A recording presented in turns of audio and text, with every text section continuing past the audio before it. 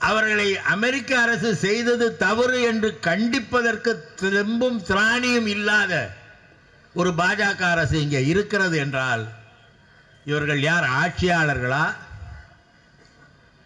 மக்கள் மீது அக்கறை உள்ளவர்களா? தோற்று போய்விடுவார் என்று தெரிந்தவுடன் தானே ஒரு ஆளை வைத்து துப்பாக்கி வைத்து சுட வைத்து அதிலிருந்து தப்பித்து குடியரசுத் தலைவரான ஒருவரை, ஒரு மூன்றாந்தர மனிதரை இன்றைக்கு அமெரிக்கா பெற்றிருக்கிறது என்றால் அது அமெரிக்காவுடைய கஷ்டம். நம்ம எண்ணம் அது இல்லை. இதை பொறுத்து கொண்டு இங்கிருந்து சென்ற பிரதமர் அவர்களை கேள்வி கேட்காமல் திருப்பி அனுப்புங்கள், அது உங்கள் சட்டத்தின்படி, ஆனால் ஏன் கால் கையில் விலங்கிட்டு அனுப்பினீர்கள் எங்களுடைய குடிமக்களை என்று கேட்பதற்கு துப்பு கெட்ட ஒரு அரசாங்கம் இங்கே நடைபெறுகிறது என்பதை தான் நாம் உணர்ந்து கொள்ள வேண்டும். இங்கிருந்து போயிருக்கிறார் மோடி, அமெரிக்காவில் இருக்கிறார். அவரை பார்த்து ஒரு நிருபர் கேள்வி கேட்டார். இப்போ நேற்று வந்தது. என்ன கேள்வி கேட்டார்னா, இந்த அதானி வழக்கில் உங்கள் நிலைப்பாடு என்னன்னாரு. அப்போ என்ன சொன்னார் மோடினா அந்த நிருபர்கிட்ட அமெரிக்காவில், அது தனிநபர் விஷயம், நாங்கள் இதில் தலையிடலை, அதை பற்றி நான் கருத்து சொல்லலைன்னார். இது தனிநபர் விஷயம் என்றால் இதே பிரச்சனை நாடாளுமன்றத்திலே எதிர்க்கட்சிகள் எழுப்பிய நேரத்தில் இது தனிநபர் பிரச்சனை, எழுப்புகிற உரிமை உங்களுக்கு உண்டு என்று சொல்லியிருக்க வேண்டியதால் அது என்னமோ பாஜகவின் பிரச்சனையை போல அதை எழுப்ப அனுமதிக்காமல் அவையை முடக்கி வைத்த அந்த மோடி அமெரிக்காவுக்கு போய் தனிநபர் பிரச்சனை என்று சொல்கிறார் என்றால் இவர்களுடைய நிலைப்பாடு எப்படி என்பதை நாம் புரிந்து கொள்ள வேண்டும். இன்றைக்கு நம்ம நாட்டில் ஒரு வெளியுறவு சட்டம் இருக்கும், ஒரு விதி இருக்கும், ஒவ்வொரு நாட்டோடையும் எது போன்ற உறவுகளை வைத்திருக்கிறோம் என்று. அது அமெரிக்கா நேரு இருந்த காலத்தில் நடுநிலைமை நாடுகள், அணிசேரா நாடுகள் என்று ஒரு அணியை உருவாக்கியவர் பண்டிதர் நேரு அவர்கள். இந்த இரண்டு நாடுகளுக்கும், சோவியத் ரஷ்யாவுக்கும் அமெரிக்காவுக்கும், அவங்களோட சேராமல் தனித்துவமாக நாம் நிற்கணுங்கிறது அந்த காலத்தில் உருவாக்கினாங்க. இப்போ எப்படின்னா, இந்த 10-11 ஆண்டில் பாஜக ஆட்சிக்கு வந்த பிறகு நம்முடைய வெளியுறவு கொள்கைகள் எப்படி வகுக்கப்படுகிறது என்றால், அதானி அம்பானி ஆகியோர் எந்த நாட்டோடு தொழில் தொடங்குகிறார்களோ அந்த நாட்டோடு நல்லுறவு, எந்த நாட்டிலே அவர்களுக்கு தொழில் இல்லையோ அந்த நாட்டோடு நாம் வேறு விதமான உறவு என்ற வகையிலே நம்முடைய வெளியுறவு கொள்கையிலே இந்த இரண்டு பணக்காரர்களை அடிப்படையாக வைத்து இருக்கிறது.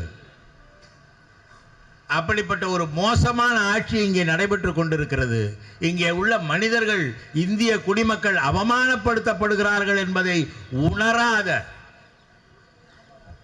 அவர்களை அமெரிக்க அரசு செய்தது தவறு என்று கண்டிப்பதற்கு தெம்பும் திராணியும் இல்லாத ஒரு பாஜக அரசு இங்கே இருக்கிறது என்றால் இவர்கள் யார்? ஆட்சியாளர்களா? மக்கள் மீது அக்கறை உள்ளவர்களா? தேர்ந்தெடுக்கப்பட்ட மக்களுக்கு நன்மை செய்ய வேண்டும் என்ற எண்ணமாவது உள்ளவர்களா என்றால் இல்லை.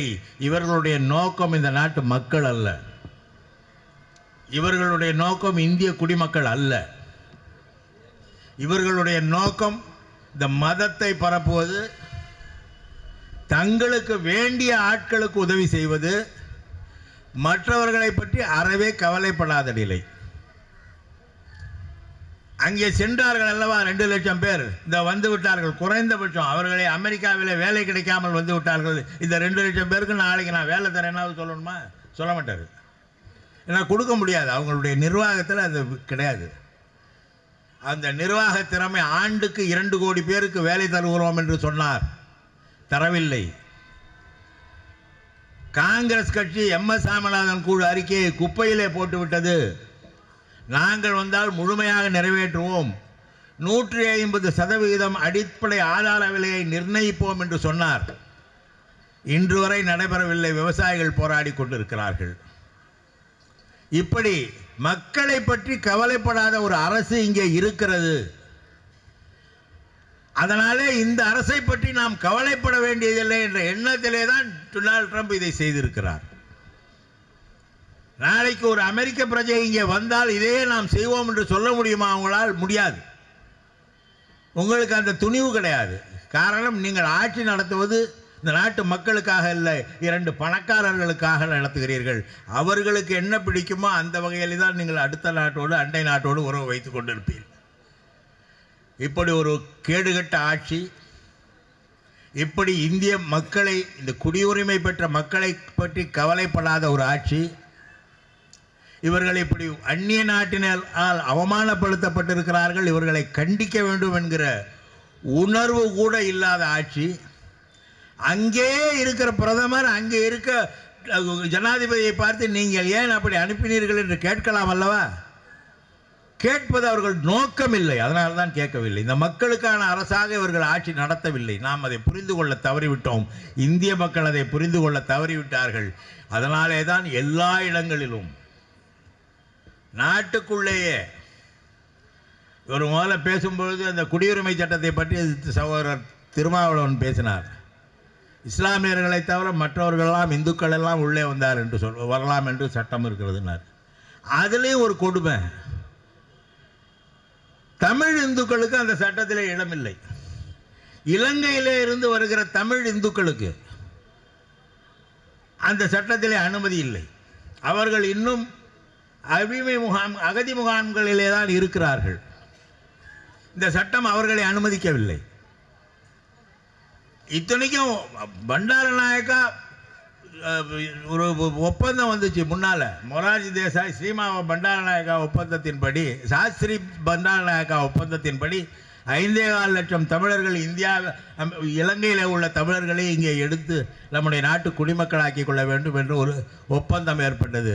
அதன் அடிப்படையிலே உள்ள அந்த பகுதி தமிழர்களை கூட இன்றைக்கு இங்கே இந்த அரசு முகாம்களிலே வைத்திருக்கிறதே தவிர அவர்களுக்கு குடியுரிமை தரவில்லை.